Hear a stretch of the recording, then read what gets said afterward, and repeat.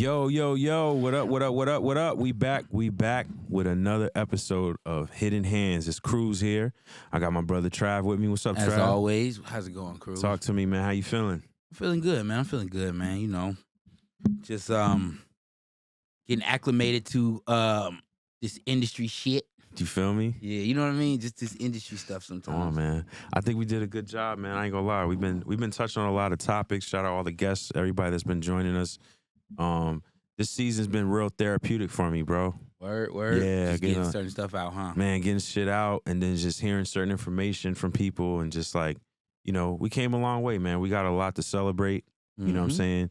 We're really household names in this shit right now, and really blessed to be in positions that we're in. Yeah. And you know, to have a platform to give back. And you know, man, that's what it's about. You know what I'm saying? Like, we get some information, we pass the information down. We want the people coming after us to be great. You know what I'm saying? Like, if we're good, we want them to be great. Or if we're great, we want them to be the best. Yeah. You know what I'm saying? So like, that's kind of like, you know, what drives me. And I'm sure, you know, you have the same sentiment, man. Yeah, because when I was coming up, man, it was a lot of knowledge that was hidden from me. Yeah. That I had to learn from each step going through it. You know what I mean? Like, we talked about the points before when I took points instead of taking publishing. Right. Because I'm thinking you know what I mean? I'm thinking royalties. Oh, I'm about to get, but not realizing that it's different ownership within the points and the publishing. So exactly touching on things like that and just stuff that I had to learn just from making the mistakes, really. You know what I mean? Like, I didn't really have, per se, the traditional mentors and stuff. I kind of had the mentors that, they didn't know they were mentoring me. They were getting something from me while I was getting something from them. Yeah. You know what I'm saying? So with the hidden hand stuff, it was just always my thing to just give the knowledge, man. Yeah, like, definitely, man. Everybody goes, like, everybody who goes to an Ivy League school doesn't do the same shit. You know what I'm saying? Right. But it's the same information given. So I kind of feel like that's kind of where it's at. It's like, there's no reason to be scared to give the information out. Yeah. You give it to somebody, it's what they do with it. You know what I mean? So, Exactly. So having said that, I want to get into something. Shout out to the LVRN team. You know, shouts out. A lot of great people over there. Justice. Yeah, Big Justice. Shep. You definitely. Know what I mean? My boy Red over there doing their things. Definitely, man. Red. What's up, Red? My boy Val. You feel me? Whole LVRE. Hey, shout out to Amber, man. Amber has she has a show called Amber's Book Club.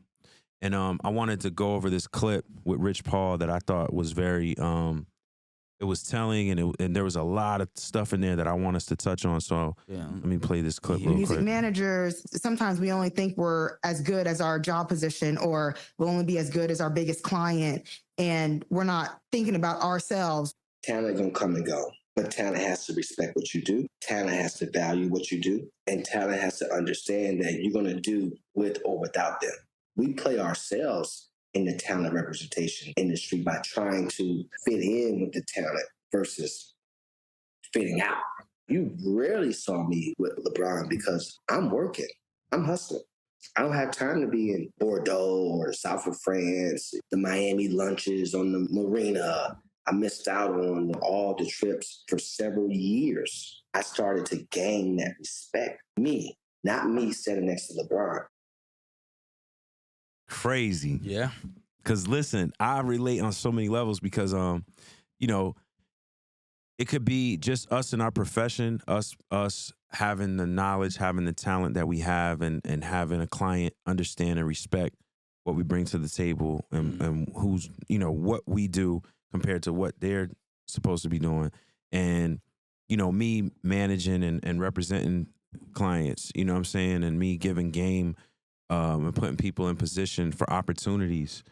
You know what I'm saying? And you know, it's like we kind of play ourselves sometimes and water down what our role is in this shit. You know what I'm saying? Like, it's very important, some of the stuff he was saying. Obviously, Rich is, you know, a sports agent.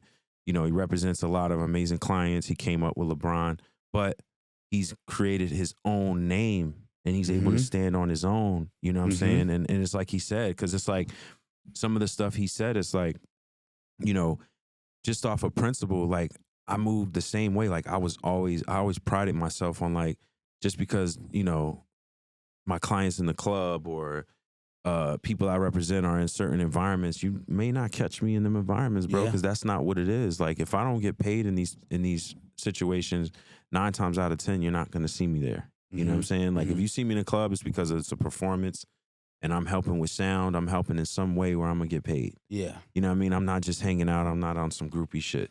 Yeah. You know what I mean? And I think, you know, I think it's important what he's saying, because it's like, you know, we have to, not trying to be cocky, but it's just understanding and being confident in what you bring to the table and what your role is. You know what I mean? And having people respect that. Yeah. You know what I'm saying? And it starts from, in my perspective, it starts from you taking yourself that serious. Yeah. You taking the things that are putting you that serious. Yeah. You know what I'm saying? Like, man, it's just, you know, you get these opportunities, and a lot of people get around and start pocket watching and start trying to be and kind of getting out of their own lane and trying to be in the lane and not understanding, because this is kind of game where positions can get blurred, lines can get blurred. Yeah. You know what I'm saying? You may be in the club and may meet the engineer in the club that's with the producer and with the artist, but that does not mean that the artist has lost, the engineer has lost sight of what they're supposed to be doing and where they're supposed to be. You know what I mean? And the things that they're supposed to be paying attention to. You know what I mean? So, in these areas, it's like, I don't know, man. It's just like these the young opportunities. I don't know. Like, we touch on that. Yes, yeah. Can we touch on that? Because there's a lot going through my brain right now. No. I know. I mean, we both pride ourselves on, you know, I've done a lot. I'm a big fan of, like, putting people on, but I'm also a big fan of, like, if I take you to lunch, I'm not gonna do that to just be able to brag that I took you to lunch. You know what I'm saying? Like, that's a big thing with me. Is like, I'm not bragging that, like, yeah, man, I took this guy and did this and did that. Like, you know, it may be, if we're all together, we have, like, you know, good conversations, and it's a mutual celebration of where things have gone and what we were able to do together. But I'm not doing that to just rub in people's face. Like, you remember when I did that thing and I put, you know what I mean? Like, I put you in that room to do that, you know, to, like, handle that session or whatever the case is. You know what I mean? Like, that's not the point of helping people that are up and coming, you know, and lending opportunities. You know what I'm saying? And, you know, I always prided myself on that. But yeah, it's like, you know, at the same time, it's like putting people in those positions and having them take it serious and understand what it is that, you know what I'm saying? Yeah. What it is that we're offering them. Yeah, because it's something that I try to drill into people's heads that I fuck with, and, like, the younger guys for me it's these excuses are, like, there's some people that say excuses or results. But me, I've changed the phrase to excuses are your results.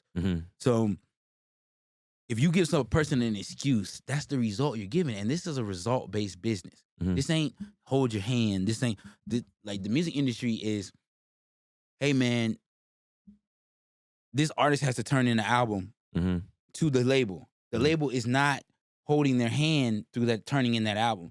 The label is not saying, hey, be at the studio this time. You didn't make it to the studio. Hey, what time is it? You know you got a session at 12.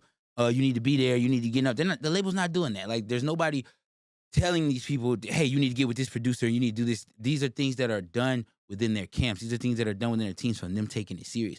And it's trickled down. It goes. It's the same from the producers to the engineers to the interns. It's the same. It's you have to take it serious. You know what I'm trying to say? You have to, because, okay, if a label signs a new artist and they say, hey, man, when you want to come out with your album, they do the meetings and stuff, and they realize, and they say, hey, we coming out with your album February 10th.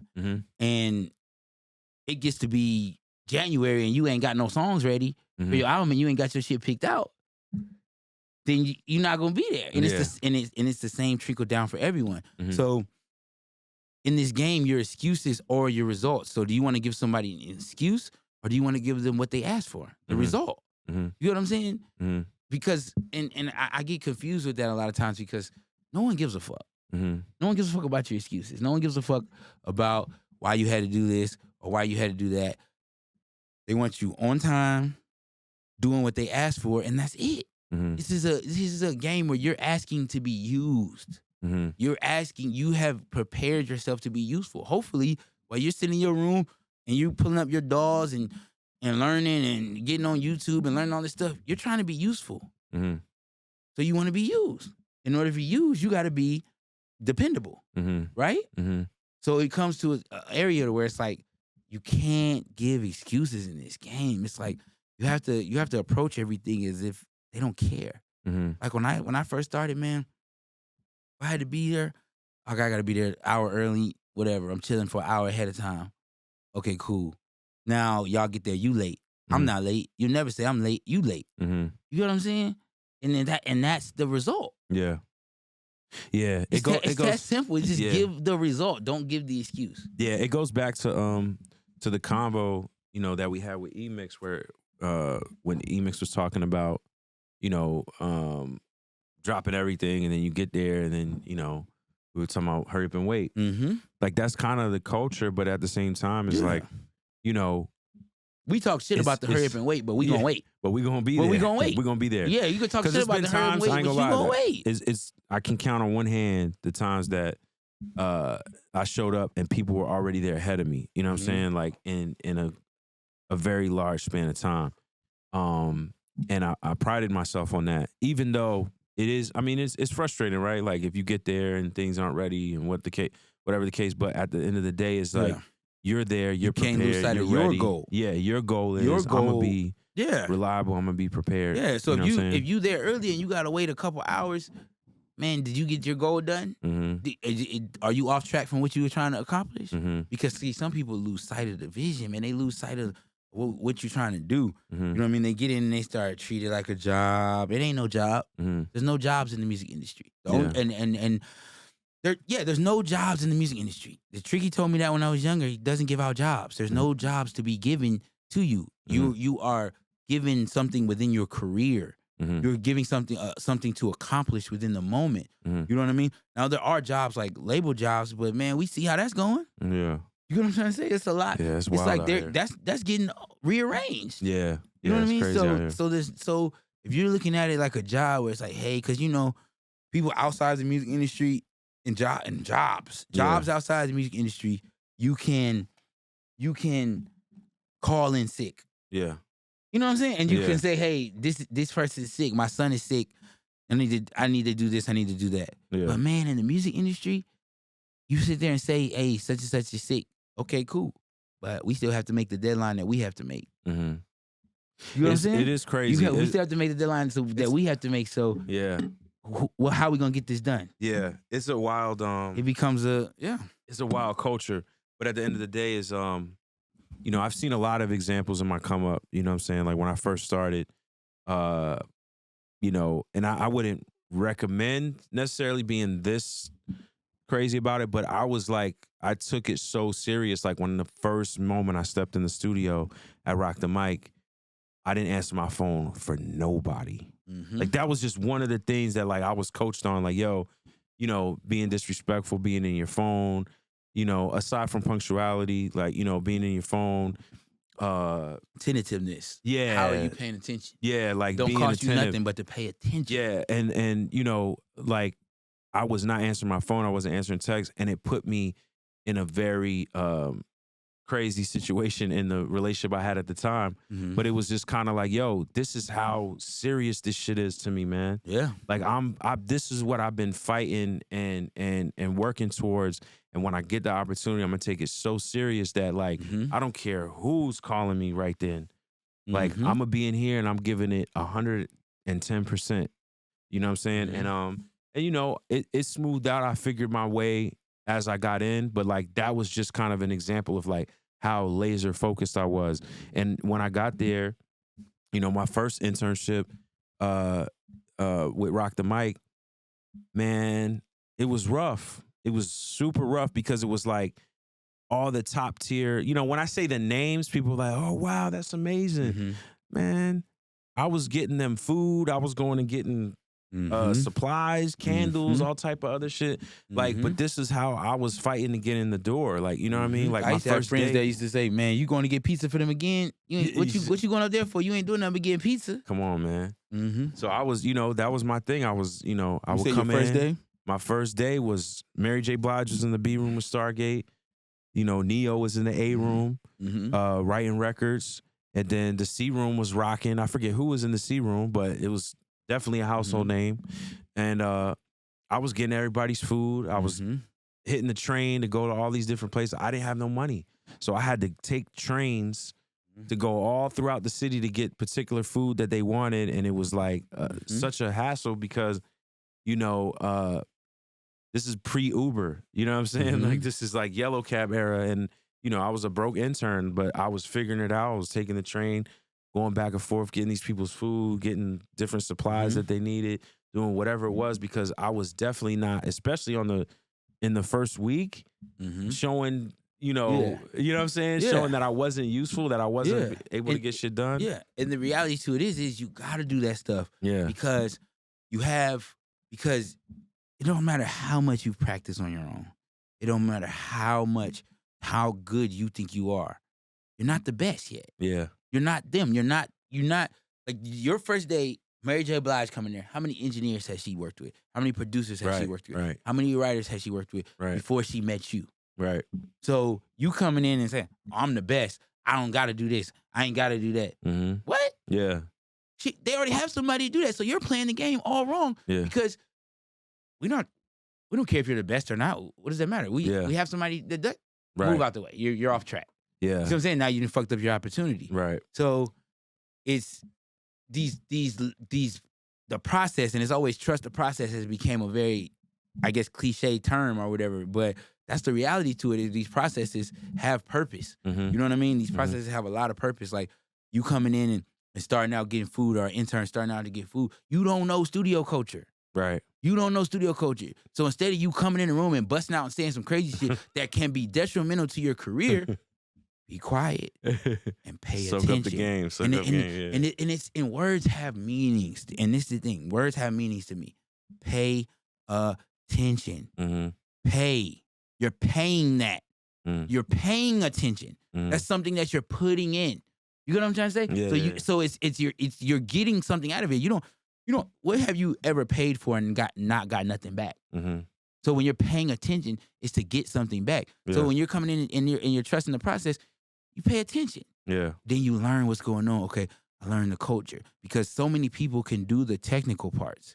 Yeah. So many people can plug something in. So many people can press the keys. So many people can mix vocals. Yeah. So what sets you apart? Right. What sets you apart? The culture. Yeah. What you learn, how you pay attention, if you ain't paying attention, you can't get a step ahead.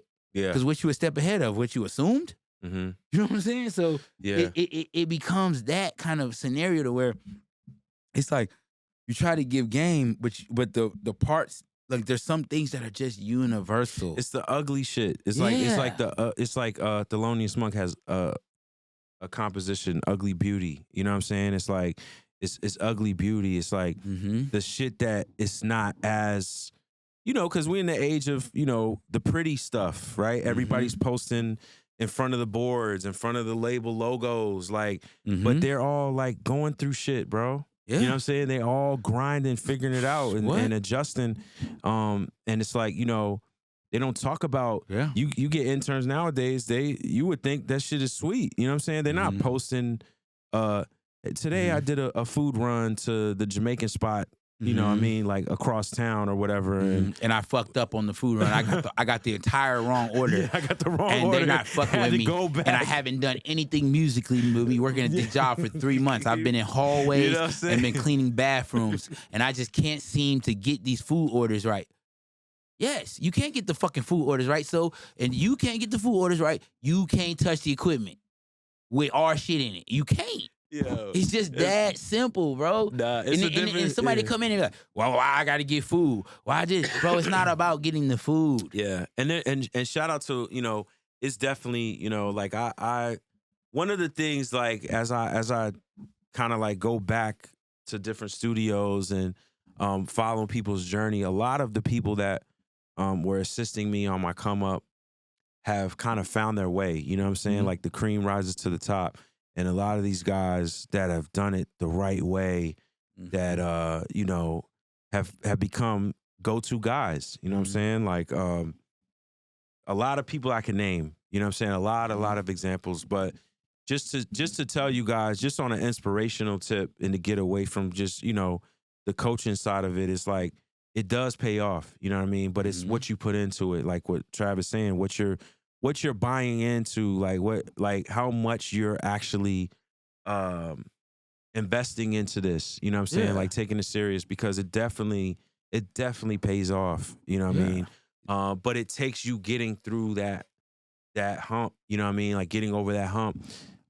Because like, you know, it's countless examples of people that didn't make it. Maybe they were the super technical. Like I came up around people that were very technical. Like they had, you know, the skill set and the knowledge on Pro Tools, but they were terrible people to be in the room with. Yeah.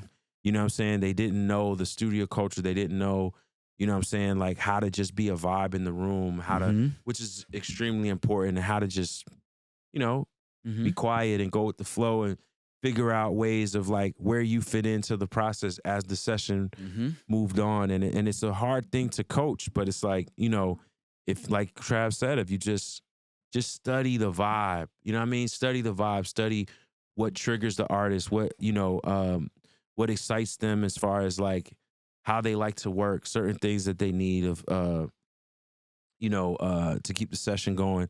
Just different things that will make you more of a powerful, more of an asset, I would say. You know what I'm saying?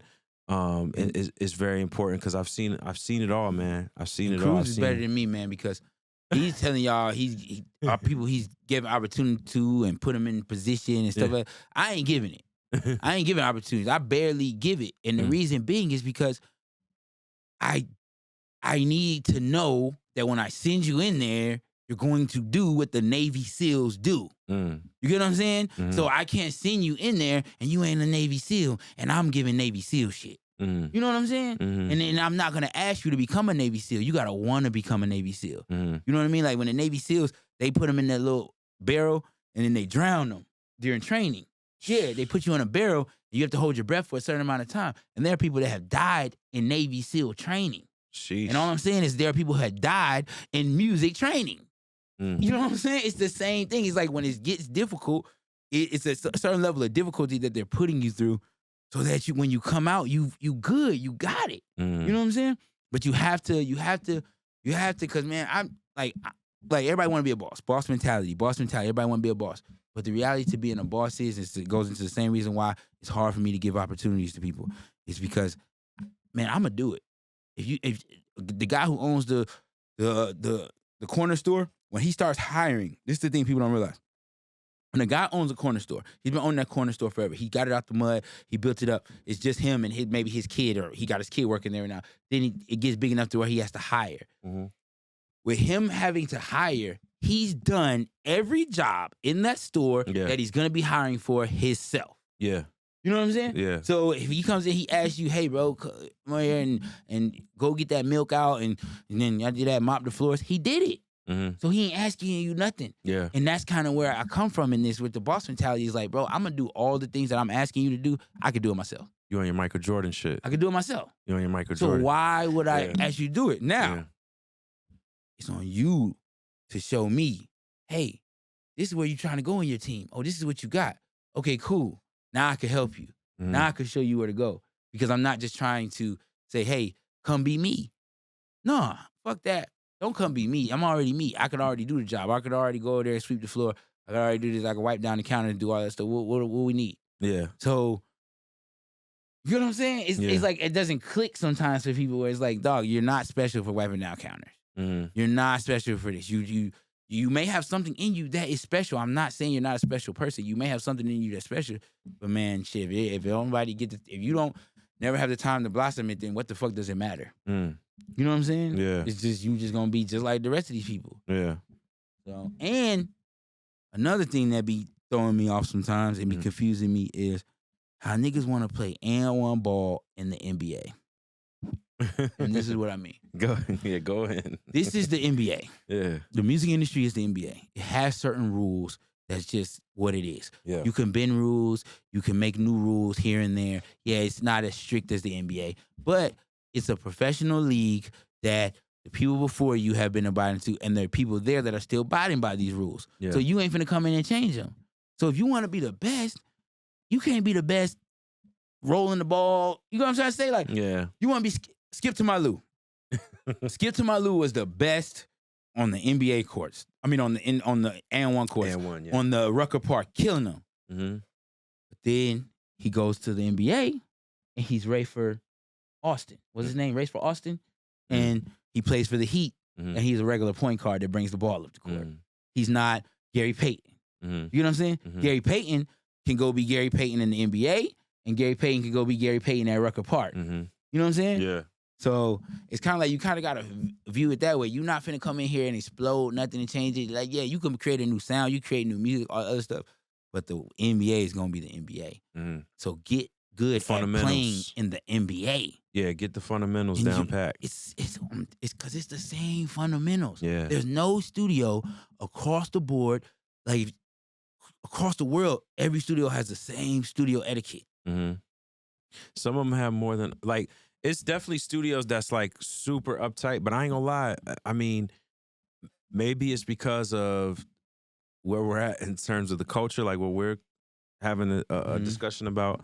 Because it's definitely studios that are run really well, but it's kind of like uncomfortable because it'd be a little bit too militant. Like whoever's running it got to stick up their ass. Like, you be like, bro, why is your staff on me like this? This is crazy. Yeah. But on playing devil's advocate, it's the studios that's super loose.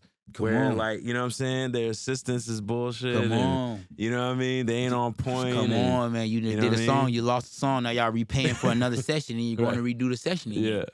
Come on, man. Now you're trying to recreate magic. You can't recreate magic. You cannot recreate magic. And this game is like, there's going to be a point to where you hit the magic part. Yeah. And you're dealing with everybody who's creating magic. Yeah. They put their work in. You cannot have them recreate. Yeah.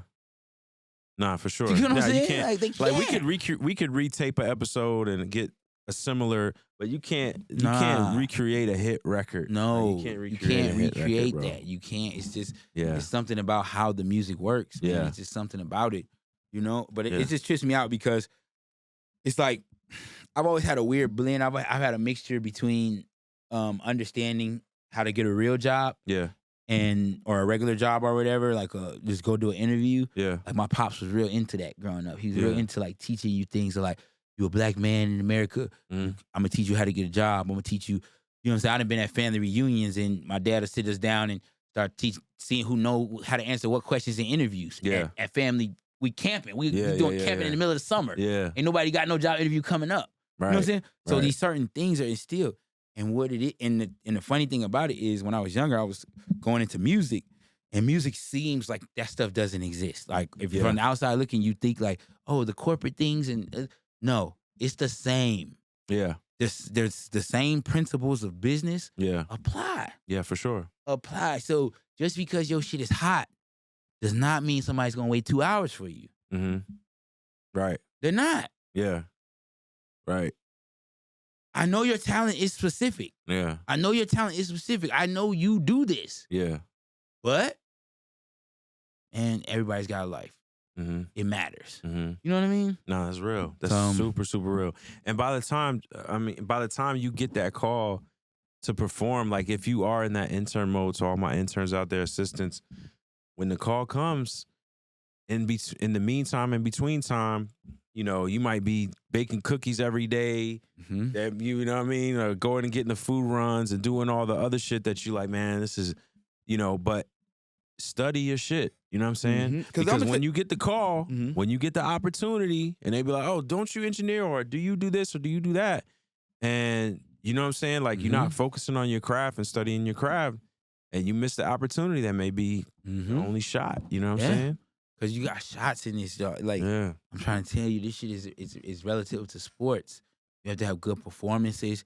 You have to have good games. You have to have good results. There's statistics that can be seen on you. Yeah. If everything that you make is bullshit and everything that we've done with you is not, if everything we've done with you has not been successful, yes, bro, that's gonna loom. That's gonna follow you. Right. You know what I mean? Yeah. And the thing about it is me. I started out producing. Yeah. And then I learned about engineering from going to school. Yeah.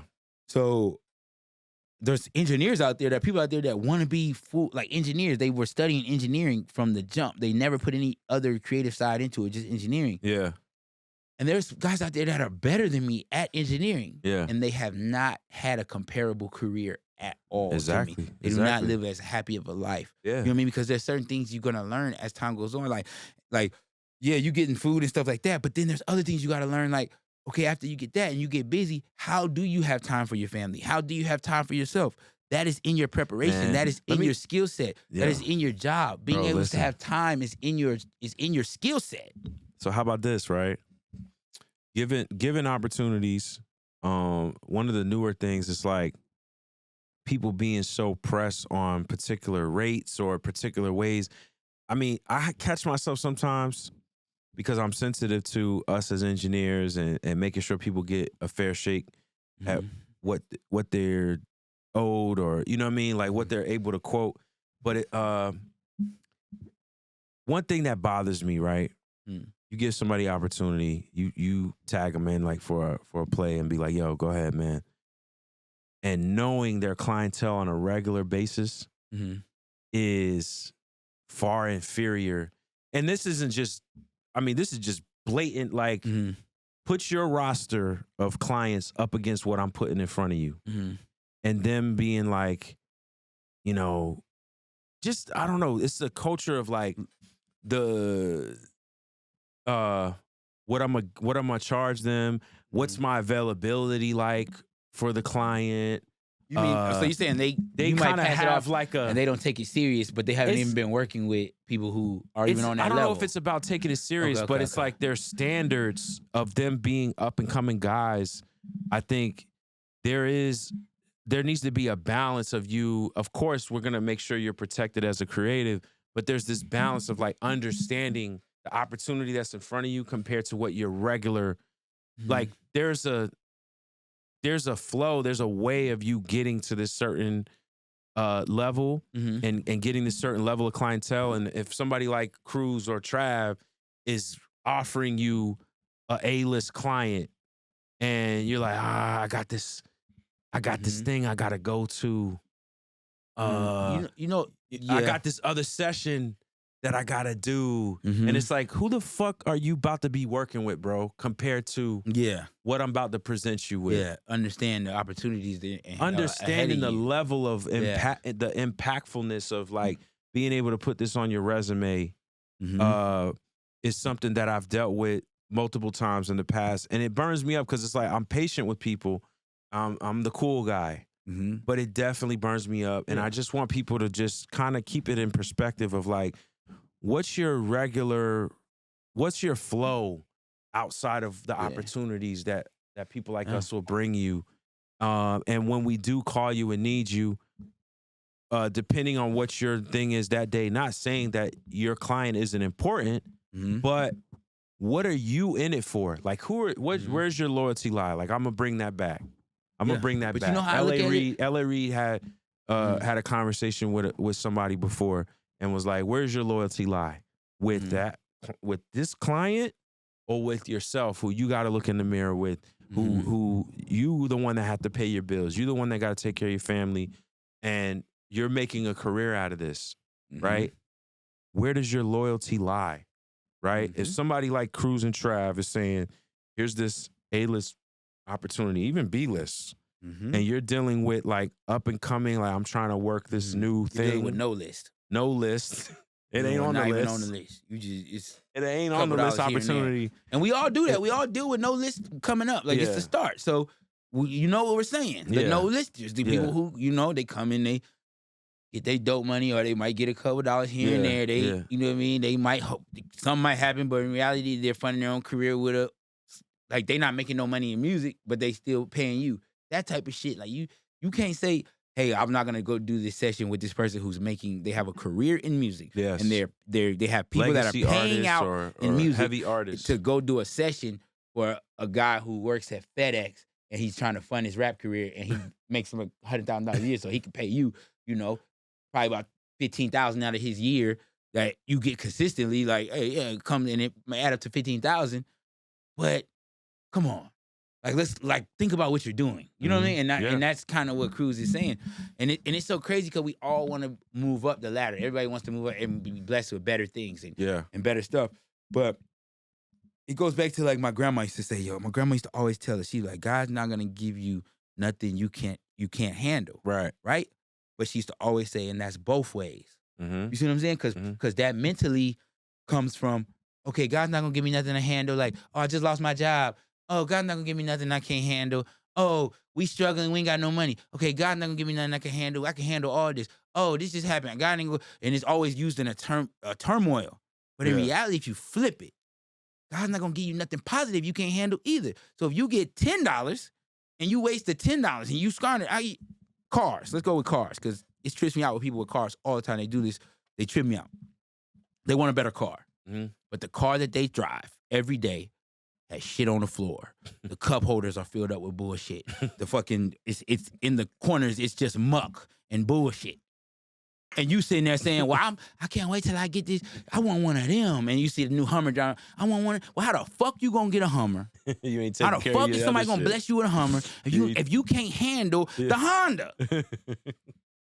You get what I'm saying? And that's how it is with success. It's like, if you can't handle the success that's gonna be in front of you, it ain't gonna be blessed to you. So each little increment is, I'm gonna handle this the best. I'm gonna treat this amazing. And then I'm gonna get something better. Yeah. And then I'm gonna get something better. Right. You know what I'm saying? Right. It goes back to, it's like women. Go to How to Be a Player. Yeah. Seen that movie, How to Be a Player? Yeah, of course. What was the lesson? He go to the party. Yeah. He goes up, he gets with the fat chick. Why did he get with the fat chick? All the girls wanted him after. Why? But what's the psychology behind it? The psychology behind that is, if he goes and treats this girl who everybody in the party thinks doesn't deserve him, then they're gonna look at, how is he gonna treat me because I'm better than her. Yeah. So he's gonna treat me amazing because he treats her like that. And why does he? You see what I'm saying? Yeah. So it's the same concept in so many things and the blessings that we want and the things we want to get. But it's just like, people just got this, sometimes they have this mentality of, it's like, oh, I'm just waiting on that. Like, fuck that car, man. I don't like this car. I can't wait till I get my better car. Well, when you go get your better car? I don't know. You ain't getting it. This is the car you've been blessed with. Yeah. Treat it right. Right. Nurture it. Yeah. And it's the same thing in music, man. Yeah. It's the same thing within your career. Yeah. Every part has to be, take your car to the car wash. Right. Take your car to the car wash. You know what I'm saying? Yeah. Get the oil change. If you ain't getting that Bentley. Man. You ain't doing that, you ain't getting that Bentley. Man, you gotta take care of your shit, man. You ain't getting that Bentley. You gotta take care of it. Yeah. Man. Take care of your opportunities, man. Take care of your blessings. Definitely. That's the reality behind it. Yeah. You know what I mean? Nah, for sure. For sure. Yeah. Hey, let me ask you something, man. Where you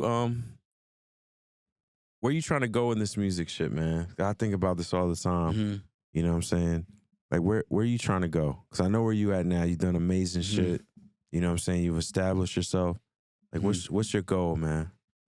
Well, my goal changes, man. It changes. It's changed every few years, and it also changes once I reach a goal, or I get more. And then sometimes I'll get more insight on my goal. You know what I mean? Yeah. So starting out, my goal is to be a producer and to get in the music industry and make money for something I do for a song. That was the basis. Yeah. Was like, hey, pay me for this and have a full life income off of paying bills, take care of myself, live on my own, like that, off of what I'm doing musically. Yeah. Then he graduated.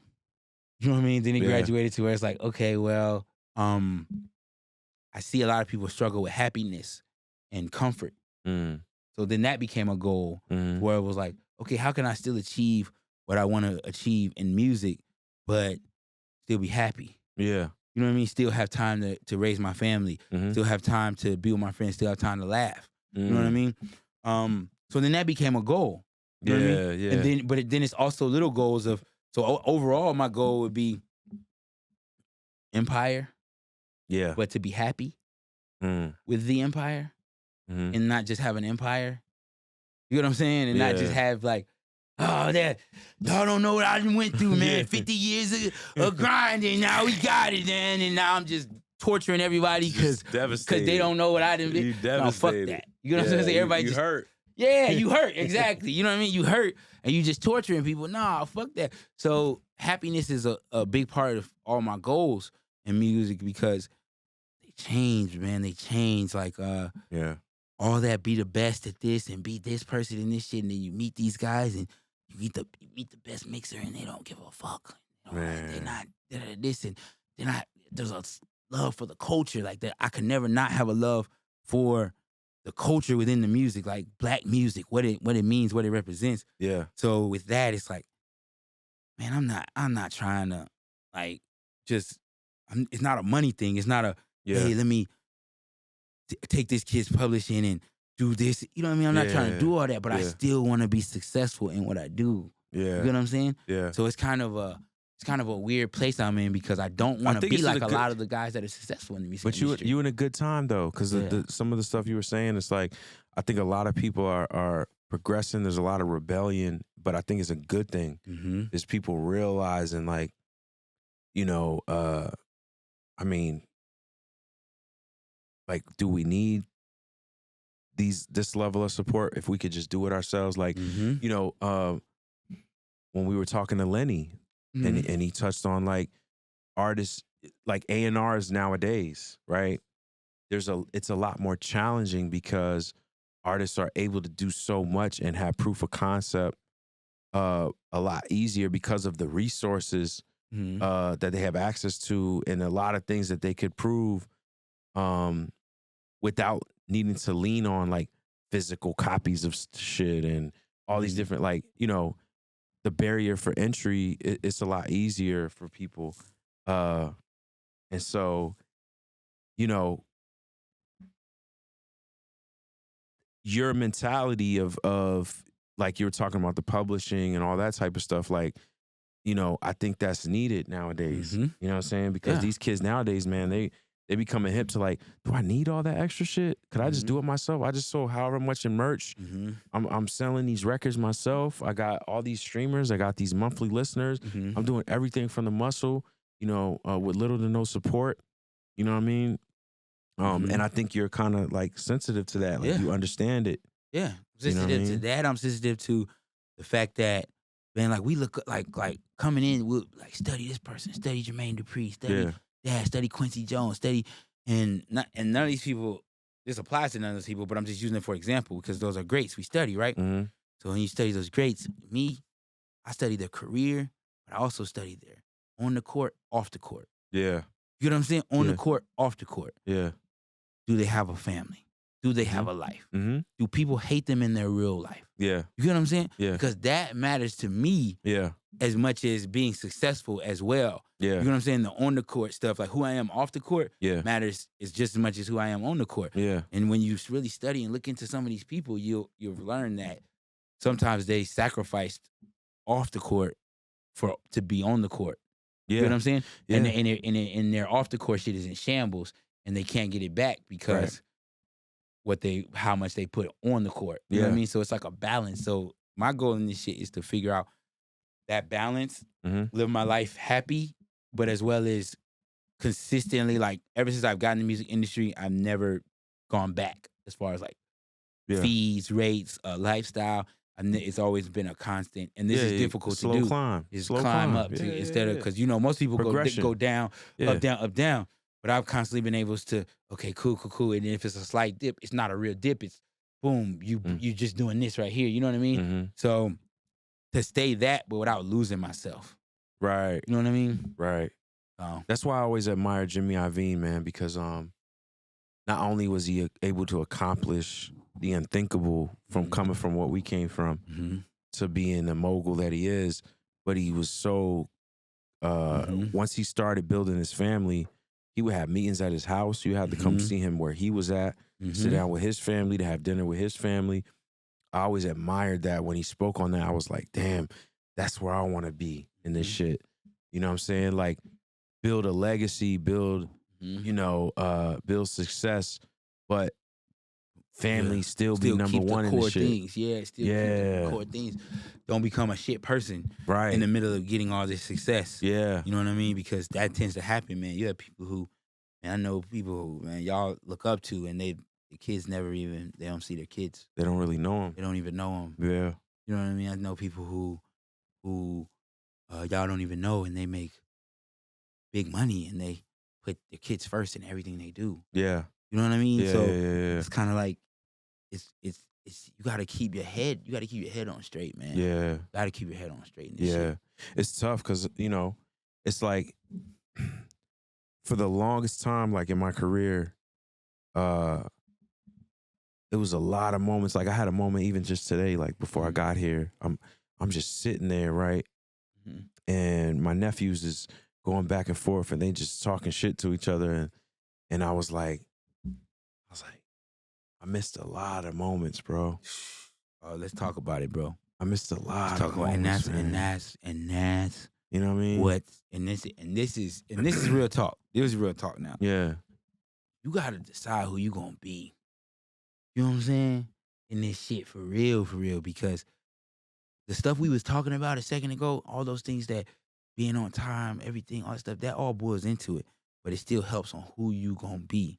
Because, man, you could get, there's people I know, there's engineers I know, producers I know who have given their life literally to being in the studio. And when they step out, they don't know there's people that have the same blood in them. Mm-hmm. They don't know. Mm. You know what I'm saying? Yeah. And there's so many moments, and it's like, and I try to balance it so hard.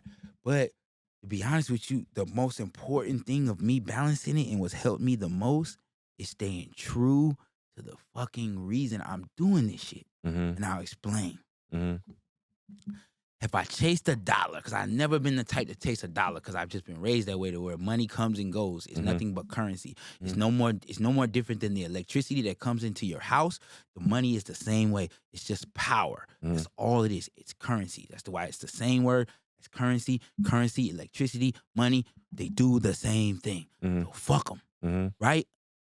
But if you stay true, the things that come around it and help you build your lifestyle, you'll be able to get the other things. You know what I'm saying? So if I would have chased money and just, I'm going to go to this studio now, and I'm going to be with these people, or I'm going to be with this just because a couple of dollars, then I could be locked into where, oh, now you got to do these sessions 24/7. You got to do this over here to get money. You don't have no life still. You just, you know what I'm saying? But it came a point where I had to say, okay, Trav, what you want to get out of this shit? Like, who you want to work with? Where you want to be? And one of my things was always do something significant. Like, do something that's like, okay, this person, you know what I mean? So when I got with certain artists and we started to make room, it opened up more room in my life. But the inspiration with me being with them was not money driven. Right. So it helped. Yeah. You get what I'm saying? So that's kind of a complex way to look at it, but it's how I see it. You know what I mean? Yeah. It's that stuff opens up time for you, man, because like I say, you always tell people this: you fight to get in, and then you fight to get out. You fight to get in this music industry, you fight to get in the chair, you fight to get in these positions, and then your next battle is getting out into the next position. Right. You know what I mean? And I had a talk with my grandfather. He recently passed in December. We had a conversation when I was first starting in the music industry, and I was turning 21, and it was like I was picking up, I was living on my own, I was getting money in the industry now. He's 21. He's one of the older cats. You know, he told me, you're 21 now. Yeah. So you're a man. Yeah. You know how it is for older guys. Yeah. So he's breaking it down, and he's kind of telling me, and he's asking me what I want and all this other stuff. And we had this conversation about this, and he basically said he never not has an answer for something. Yeah. But he was basically breaking down how there's going to be a day that's going to come in your life. And he said it might not come now, but it's going to come later. But you're a career guy, so it's going to come to where you're going to have to make a decision to be there for your career or to be there for your family. And this could be for a day, this could be for an hour, but it's going to be there. And no man is going to be able to help any other man with that decision. You get what I'm saying? And that's how he broke it down to me at 21. Crazy. You know, he's like, I can't help you. That's your decision to make. And that's every man's individual decision to make. Yeah. You know what I mean? Because it's that serious. Damn. Because you got to live with those opportunities you're gonna turn down. Yeah. You know what I'm saying? Yeah. And versus, so it becomes a real deep thing to where me, man, I put my family first in all this shit, man. Like, I took my son on tour with me last year. Yeah, that's what's up. Took my wife and son on tour. We recently had to go or do some work out there at the Super Bowl weekend. Took my son with me, you know what I mean? Fire. Try to take him everywhere, you know what I mean? What's up? And I was raised kind of similar, you know what I mean? My parents were divorced. Yeah. So when I lived with each parent, they typically didn't like keep us away from stuff. They typically like, if I'm going to hang out with my friends, I'm taking my kids. If I'm going to do this, you know what I'm saying? Like, if we going out of town, I'm taking my kids. So I'm not about to start doing that shit. You know what I'm saying? Like, I'm not about to start doing that shit. And there's no Grammy, there's no plaque, there's no accolade that can amount to that. You know what I mean? Definitely. And that's just what it is. That's real. You know what I mean? That's just what it is. You know, that's real, man. That's just how it goes. So yeah, to each his own in that regard, man. If you however you handle it, but it's definitely a thing. And I always admire people, man. One time I was at a concert and a guy who played for the Ravens, I can't remember, he played for the Baltimore Ravens. And he came up to me and he was like, and I had my son and we was at the concert. Yeah. He was like just so happy to see me with my son at a concert. That's hard. You know, and he's in the NFL, so he understands the sacrifices. He makes those sacrifices. For sure. So his face was just, you could see the joy in his face. Where it's like, damn, bro, you got your son here with you. Like, you ain't playing, you know what I'm saying? Yeah. So it's like, we out there, you know what I'm saying? And that's just, like, you know what I mean? Because this shit is difficult, man. This shit is a tough game when you, like I said, when you're working in a career where there's no excuses. Yeah. There's no excuses. If I said I'm going to do this for you guys, I have to do that. Yeah. And your family is a wild card in the sense, because hey, what if you got to do this today, or what if this emergency happens? What if that happens? You know what I mean? So to me, it's always on the man, and I think it's up to the man and the judge of the man. Yeah, it's tough, man, but you know, I think it's admirable. You know what I'm saying? Like you know, my favorite movie is Godfather 2. You know, but that whole Godfather trilogy, the biggest thing that you take away from that is family. You know what I'm saying? In the first one, he's like, you know, any man that don't spend time with his family is not a real man. You know what I'm saying? And I always carried that with me. And it's like, I think I did pretty well over the years of balancing, but I think I could have done better. You know, I'll have to live with that. You know what I'm saying? I'm gonna have to chalk that up. But I always think I could have done better. But when my daughter came, shit just got different. You know what I'm saying? Like, shit just got different. And I don't know how to describe it. But, you know, it's like the sacrifices of, like, you know, especially when they get older and they start understanding, like, that you're about to have to go away and do, you know, a couple of days away or whatever. Like, it you know, you got to make that shit count. You know what I mean? And that's why I love and appreciate Cannon for, you know, some of the conversations that we've had and some of the things that he left us with of, like, man, at the end of the day, this ain't even an argument, bro. It's about my family. This is about me taking care of me and mine. Yeah. You know what I'm saying? But that's what you got to do it for. Yeah. This is who we do it for. This is what it's for. You got to think, man, you ain't leaving that house doing this shit for nothing when you got a kid at home. Man, this shit got to count. And I was in the music industry for 10 years before I had a kid. Yeah. You know what I mean? So it was a whole change. Yeah. But easy. Yeah. You know what I'm saying? Yeah, I mean, listen. Easy decision. Are we gonna be responsible? We're not gonna be responsible. You know what I'm saying? Like, that kid didn't decide to be here. You know what I mean? Dan, you ain't, and this is another thing. Please, we gotta do away with this. Your kid don't give a fuck about how successful, like, they don't give a fuck, bro. Like you they ain't hung out with you in 10 years and you ain't get to know him, and now you come back with millions of dollars. You can't, it's not gonna work. Yeah, that shit ain't gonna work. Did the damage. Damage is done. Yeah. You know what I mean? So ain't none of that, well, we got to do this now and get it back, understand the vision. No, it's on you to balance it. Yeah. It's on you to figure it out. It's on you to make both work, and it's not a compromise. Nah, for sure. But just to kind of, you know, round this out, man. So I could leave him with that. Yeah, that's a great one to leave him on. And you know, no it's compromise for me. You know, the journey we just took y'all on this episode, man, is very, like, this is our life, bro. Mm-hmm. You know what I'm saying? This is our journey in one episode. you know, like condensed. It's so deep, bro. Yeah. You know, from us taking a risk and taking an opportunity and taking it so serious and to where we're at now and being family men. You know what I mean? I hope y'all take some things away from this. You know, this is probably one of the most therapeutic episodes I ever been involved in with Trav, man. And you know, so I hope y'all got something from this. You know what I mean? Maybe this is more for us than y'all. Yeah, maybe whatever, it was for us. man. Maybe we Fuck just it. needed to vent and get it out. But there's something there that you can learn. Yeah. Pay attention. So pay the attention. Yeah. Just pay the attention. Please. So listen, this has been Hidden Hands. Cruz and Trav. Appreciate y'all tuning in. Appreciate the support. Man, we'll see y'all on the next one. All right. Peace.